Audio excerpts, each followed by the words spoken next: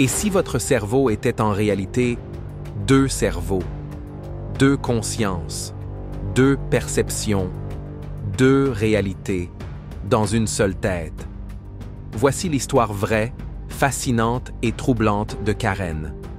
Une femme dont le cerveau a littéralement été coupé en deux et qui a pourtant continué à vivre, à penser, à ressentir, comme si de rien n'était.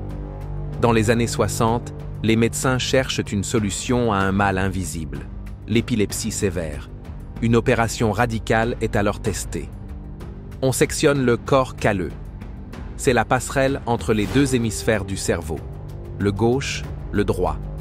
Deux univers neurologiques normalement unis, mais chez Karen, désormais séparés. Ce qu'ils vont découvrir ensuite va remettre en question notre compréhension de la conscience. À première vue, Karen est comme tout le monde. Elle parle normalement. Elle se déplace. Elle vit. Mais en laboratoire, les chercheurs observent des phénomènes étranges. Quand elle regarde un objet uniquement avec son œil gauche, elle ne peut pas dire ce que c'est. Pourtant, elle peut le dessiner. Quand elle écrit avec ses deux mains, elle trace deux mots différents, en même temps. Ces deux hémisphères semblent fonctionner comme deux cerveaux distincts, deux centres de décision, d'action, de perception. À l'intérieur de sa tête, deux versions du monde cohabitent. L'histoire de Karen a bouleversé la science.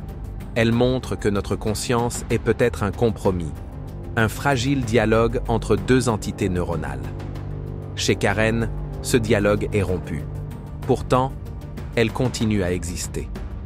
Comme si l'être humain pouvait survivre même divisé. Comme si ce que nous appelons « moi » était en réalité une équipe invisible, un duo inséparable, jusqu'à ce qu'on les sépare. Karen a vécu avec un cerveau divisé, mais une vie unifiée. Elle a prouvé, sans le vouloir, que la conscience humaine reste un mystère. Où commence l'esprit? Où finit le cerveau? Et si nous étions tous deux personnes à l'intérieur de nous-mêmes? Peut-être que la voix dans notre tête n'est pas seule. C'était l'esprit curieux. À très vite pour une nouvelle exploration de l'humain